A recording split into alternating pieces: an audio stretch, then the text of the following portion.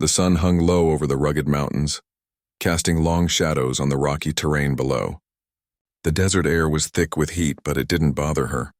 She stood tall, a figure of power and pride, her long black hair flowing in the wind like a dark river. At nearly 8 feet tall, she towered over the men and women around her, and no one dared to challenge her. She was a warrior, feared and respected by all, and her name echoed through the hills like a whisper in the wind. Her people, the Apache, had long fought to keep their land and way of life safe from outsiders. For generations, they had been warriors, defending their homes from those who sought to take them. The woman, whose name was Waya, had been trained since she was a child to fight, to hunt, and to survive. There was no man or woman who could outmatch her in strength or skill. She had never known weakness, and she had no need for anyone who couldn't stand beside her in battle. To her, the idea of being with a man, especially one from outside her tribe, was laughable. The world of settlers and cowboys was foreign to her, and she had no interest in learning more. They were invaders taking land that wasn't theirs, spreading destruction wherever they went. She had seen firsthand what they had done to her people. The killings, the forced relocations, the broken promises. The very idea of breeding with a cowboy was something she could not even entertain. The thought of aligning herself with someone from the enemy camp was as foreign to her as the idea of betraying her people. Yet, as fate often has a way of changing things, she found herself face to face with a cowboy one hot afternoon. It had started out as a simple task. Waya had been out hunting, tracking a deer through the dry brush when she saw him. At first she thought he was just another settler passing through, someone she could ignore. But as he got closer, she saw something different in him. He wasn't dressed like the others. His clothes were worn, his boots dusty from the road, but there was no mistaking the calmness in his eyes. The way he held himself, as though he didn't fear anything or anyone. He didn't walk with the arrogance of many cowboys she had met before, and that alone caught her attention. She couldn't help but watch as he drew closer. He was tall, but not as tall as her. He had broad shoulders and a rugged face, but it wasn't harsh. There was something kind about his features, something that made Waya pause. She didn't like to admit it, but the way he moved, the way his eyes searched the land with care, made her feel something strange in her chest. She had always been the one to command attention, to be the one people feared, but this cowboy, he didn't seem to be afraid of her. "Ma'am," he said when he saw her, tipping his hat. "You're a long way from home." Waya narrowed her eyes. She didn't trust him. She didn't trust any of them, especially not the cowboys who came looking for trouble. But there was something about this man that was different. He wasn't aggressive, and he didn't seem interested in starting a fight. Instead, he spoke to her as though she were an equal, and that was something she wasn't used to. "I'm not lost," she replied coldly, still sizing him up.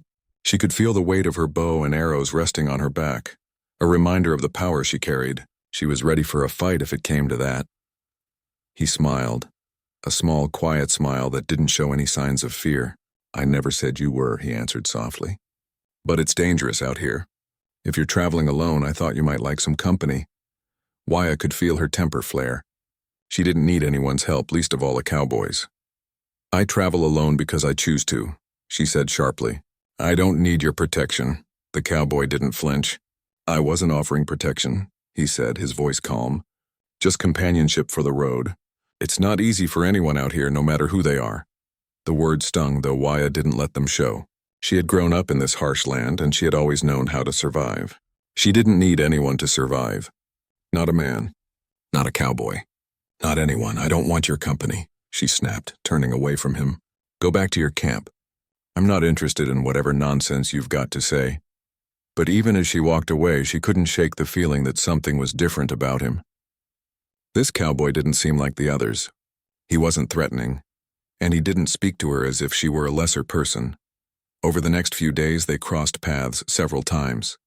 At first, she avoided him, pretending not to see him as he rode through the valley. But he always seemed to be there, just far enough away to make her feel uncomfortable. He never approached her directly, but he always seemed to be watching, like he was waiting for her to acknowledge him. And each time she felt a strange pull, like a magnet that kept drawing her in. Waya told herself that it was nothing. She was a warrior. She had no time for distractions, especially from someone like him. But still, she couldn't help but wonder why he kept following her, why he didn't simply leave her alone. On the 5th day, after their paths had crossed again, She stopped in her tracks. She couldn't help it. She had to know what he wanted. "What do you want?" she asked, turning to face him as he rode up on his horse. He paused for a moment, as if considering his words. Then he simply said, "Nothing. I just want to talk." Wyatt scoffed, the sound like a sharp gust of wind. "Talk with me? You must be out of your mind." "I'm not crazy," he said, his voice calm and steady. "I just want to know you. I want to understand you." Wyatt laughed, the sound rich with sarcasm. "You can't understand me. You'll never understand me." The cowboy's gaze softened. "I think I understand more than you think." For the first time, Wyatt wasn't sure if she was angry or intrigued. She knew she didn't need him, but something about him made her pause. He wasn't like the others, and for some reason that made her curious. Days passed, and Wyatt found herself thinking about the cowboy more than she wanted to admit. She couldn't shake the image of his calm eyes, the way he seemed to look right through her, as if he could understand things no one else could. Each time their paths crossed, she grew more confused. She was used to people either fearing her or respecting her from a distance, but this man was different. He didn't show fear, and he didn't try to dominate the conversation with his own agenda. Still, Wyatt tried her best to ignore him. She had a life to lead, a purpose to fulfill. Her people needed her, and she had always placed their needs before her own.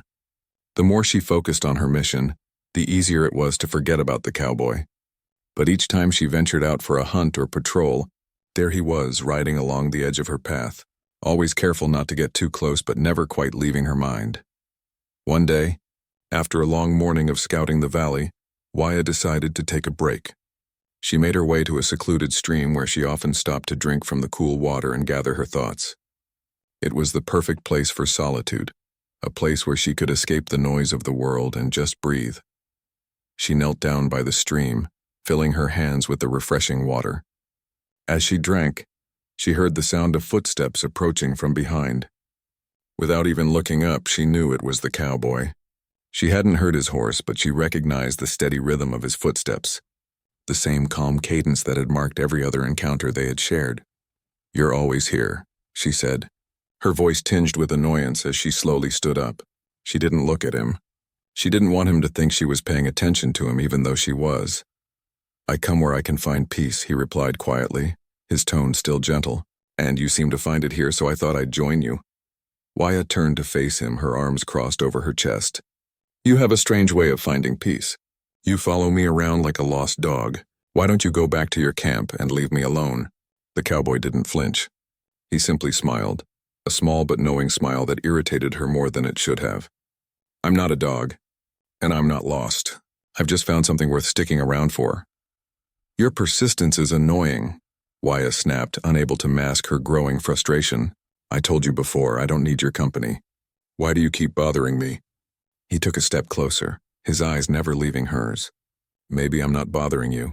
Maybe I'm just waiting for you to realize that you don't always have to be alone."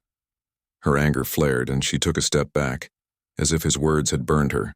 "I've never been alone," she replied, her voice firm even though doubt crept into her mind. "I've chosen to be this way. It's how it's always been, and I don't need you or anyone else to change that."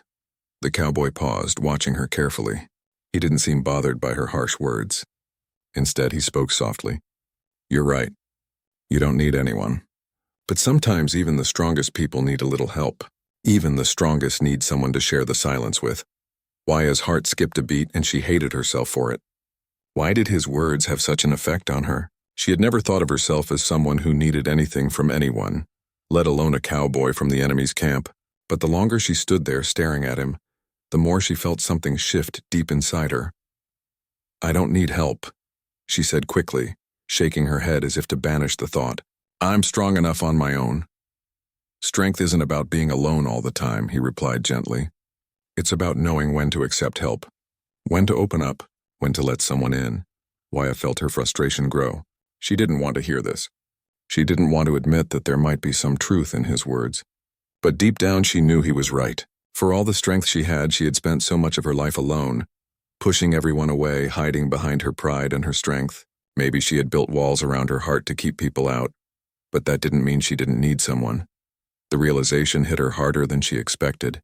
For the first time, she felt a small crack in the armor she had spent years building around herself. but she quickly forced the thought away, determined not to let it show. "I don't need you," she repeated, her voice firmer now. "You should leave. I'm done with this game you're playing." The cowboy's expression softened, and he gave her a long, steady look. "I'm not playing any game," he said, his voice calm and understanding. "But if you ever change your mind, you know where to find me."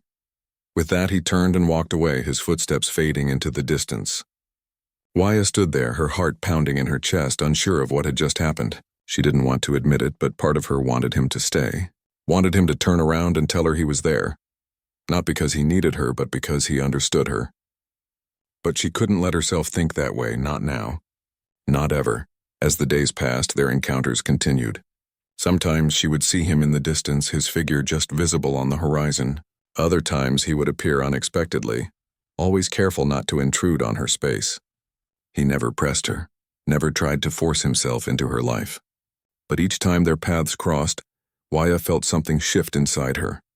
A connection she couldn't ignore no matter how hard she tried. She hated the way he made her feel. She hated how he made her question everything she had ever believed about herself. She had always been strong, always been the one in control, but with him she felt vulnerable. And that was something she wasn't sure she was ready to face. Despite her best efforts to push him away, she couldn't stop thinking about him. And that thought scared her more than anything else. The days grew longer as Waya continued to struggle with the feelings that had been growing inside her.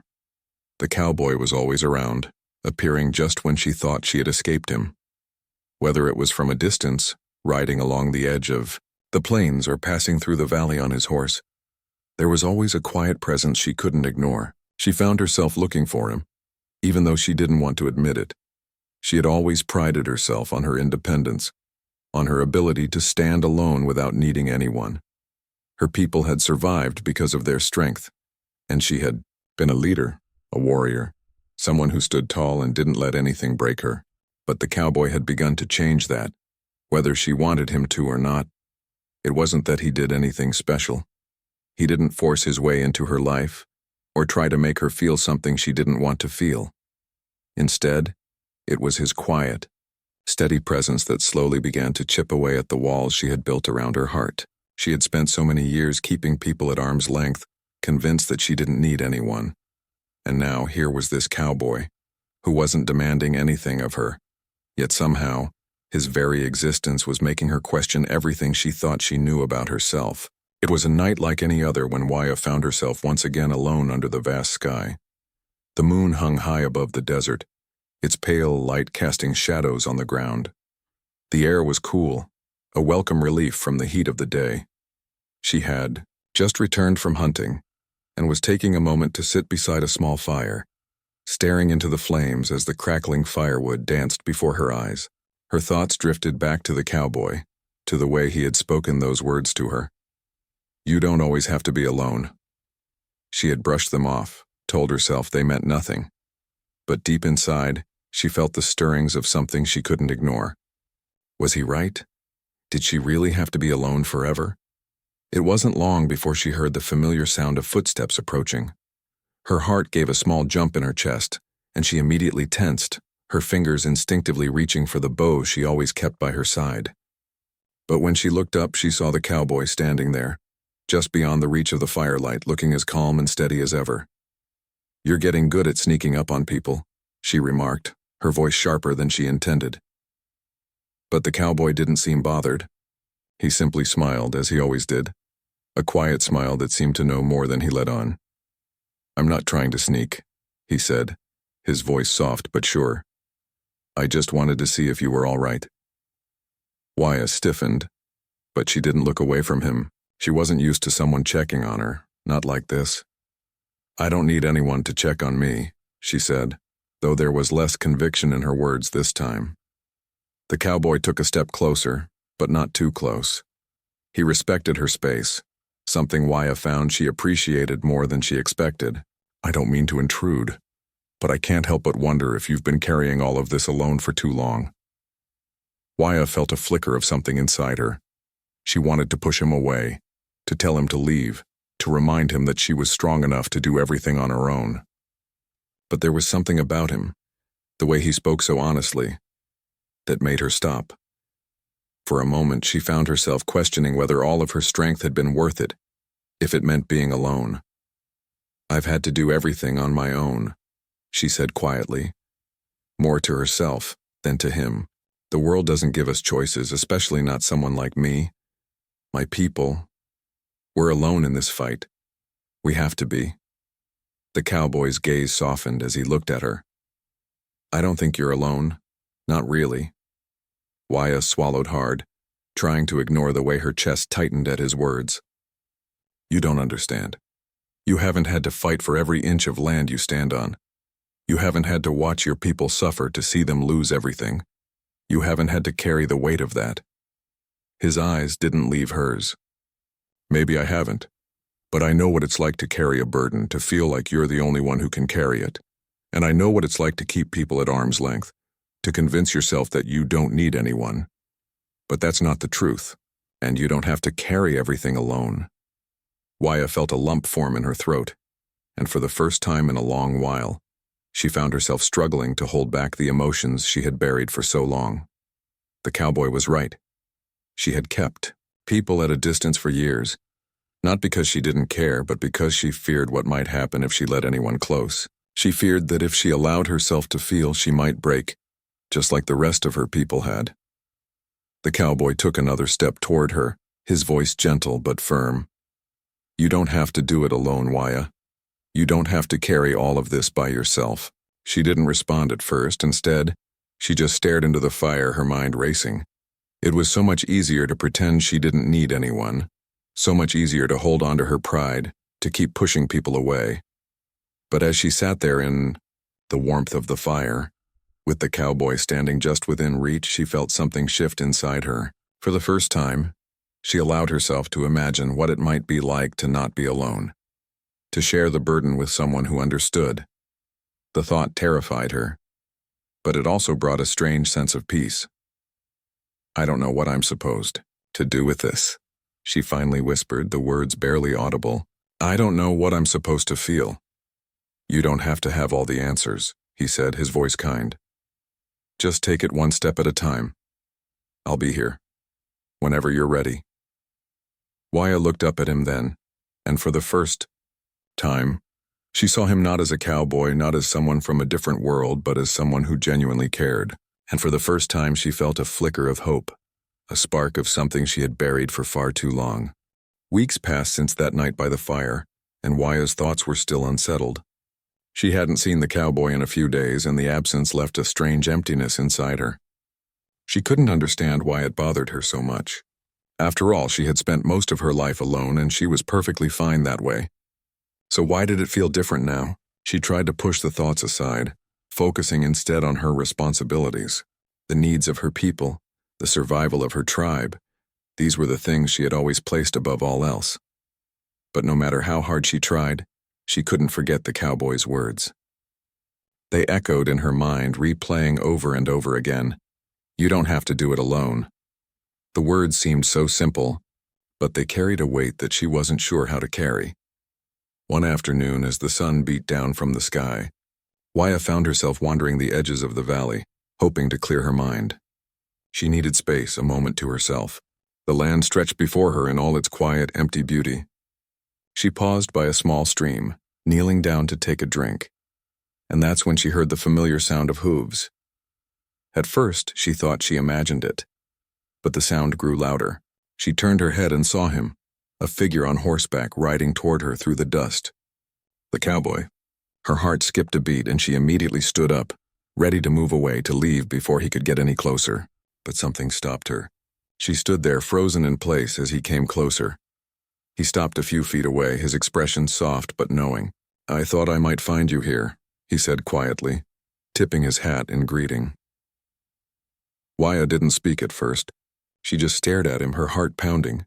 She was confused by the feelings she didn't want to admit, by the pull she felt toward him despite her best efforts to resist. For a moment, the two of them just stood there, the silence hanging between them like an unspoken understanding. "You've been quiet lately," he said gently, his voice not accusing, just curious. "I've missed our talks." Waya didn't know how to respond. She wasn't sure if she was angry at him for making her feel things she didn't want to feel, or if she was angry at herself for allowing him to make her feel this way. She crossed her arms over her chest, trying to appear as if she hadn't been thinking about him at all. "I don't need anyone's company," she said, but there was less bite in her words than usual. The cowboy didn't respond right away. Instead, he just looked at her, his gaze kind as though he could see right through her defenses. "I know you don't need anyone," he said softly, "but that doesn't mean you have to be alone." His words stirred something deep inside her. She wanted to argue, to tell him once again that she didn't need anyone, that she was fine on her own, but something about the way he spoke, the way he looked at her, made her hesitate. She wasn't fine, not really. The truth was, she had never truly felt alone until now, until she had met him. "What do you want from me?" Wyatt finally asked, her voice quieter than before. "Why do you keep coming around?" The cowboy smiled, a gentle, understanding smile. "I want nothing from you, Wyatt. I just want to be here for you. When you're ready." Wyatt's heart fluttered at his words, and she quickly looked away, trying to hide the vulnerability that threatened to show on her face. She didn't want him to see her like this. She didn't want to admit that she was beginning to care, that he had begun to matter to her in a way she couldn't control, but it was too late to pretend otherwise. "You don't understand," she said, her voice trembling slightly. "I can't afford to let someone in.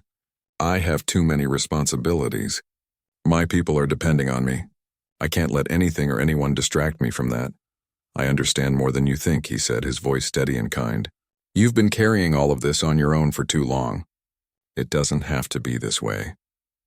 You don't have to do everything alone." His words struck her like a lightning bolt. She felt an overwhelming urge to pull away, to retreat back into the walls she had built around herself.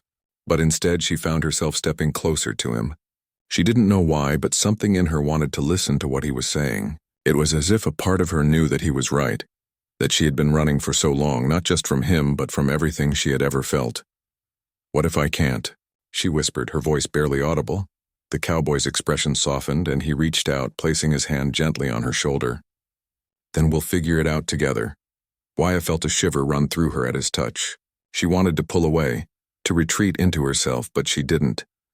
For the first time, she allowed herself to feel the warmth of his touch, the softness in his words. It was a feeling she wasn't used to, and it frightened her. But at the same time, it felt strangely comforting. "I can't promise anything," she said, her voice almost a whisper. "I don't know if I'm ready for that. I've spent my whole life alone, and I don't know how to change that." "You don't have to change everything all at once," the cowboy said gently. "You don't have to have all the answers right now. Just take it one step at a time. I'll be here whenever you're ready." His words hung in the air, heavy and full of meaning. Wyatt felt something stir inside her, something she had tried so hard to bury.